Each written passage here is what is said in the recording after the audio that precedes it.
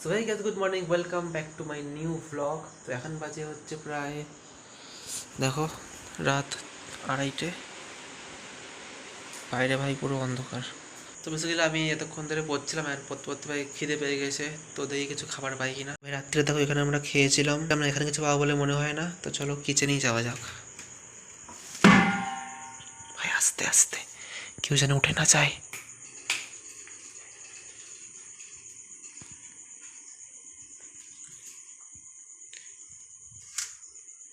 ভাই এখানে তো দুধ রয়েছে, রুটি ফুটি নেই নাকি?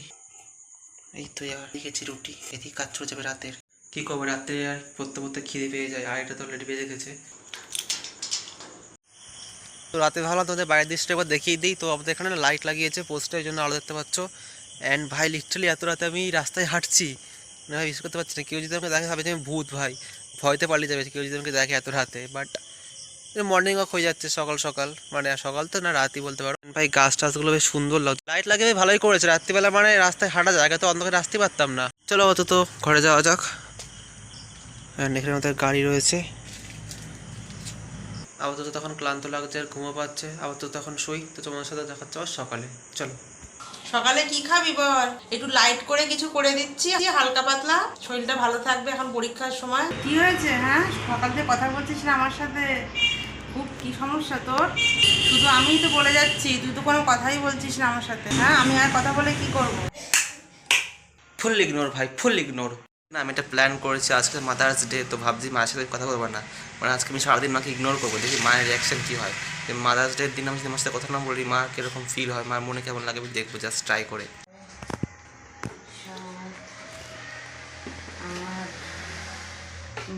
জামরুল পড়ে পড়ে ওই ভেঙে পড়ি না। আমি কিছু বলবো না, আমি বলেছি দেখো তো ডাল কাটতে বলি, ডাল কাটতে সামনের থেকে জামরুল পড়ে পড়ে পাতলা টিন না ভেঙে এই যাচ্ছে। ধানটা ডাল পড়লো, ওর উপরে বাবার কোনো মালুম নেই, জানিস তো? ও মেয়ে ডাল কাটতে হবে, ডাল না কাটলে হবে? কিছুতেই ডাল কাটতে হবে। গাইস আমার প্র্যাঙ্ক পোপাট হয়ে গেছে, মাকে ভাবছিলাম ইগনোর করবো, কিন্তু মা বুঝে গেছে। কী করে বুঝলাম আমি যে ইগনোর করছিলাম ওকে? আমি বুঝতে পেরেছি। মা দেখো সবজি কাটছে, পুরো ভাই প্র্যাঙ্কটা আমার পোপাট হয়ে গেল। আর কাছে কিচ্ছু লুকোনো যায় না, মা সব বুঝতে পারে, বুঝেছো? ভাই পুরো পোপাট করে দিল আমার। ও ভাই আমাদের এই বাড়ির কী অবস্থা? এই বাড়িতে আসা হয় না, দেখো ভাই স্টিন মিন লিফটের উপর ভেঙে পড়ছে এই বাড়ি। এই বাড়ি না সব থেকে আমার ভালো জায়গা এটা লাগে, এখানে দেখো অনেক গাছ আছে, ম্যাক্সিমাম কলা গাছ। ভাই উপরে দেখো কোকিল বসে রয়েছে। ভাই এই দেখো টিভি, ভাই সেখানে দেখো আমরা টিভি দেখিস বসে বসে। উপরে দেখো পাঁচিল আর নিচে দেখো টিভি।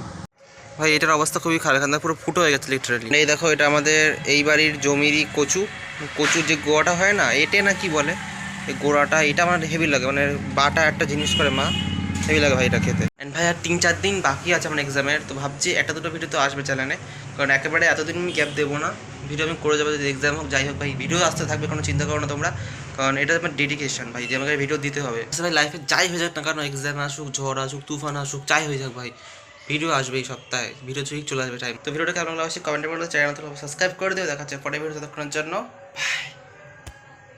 ভাই। এন্ড ভাই এই দেখো, ভাই এই দেখো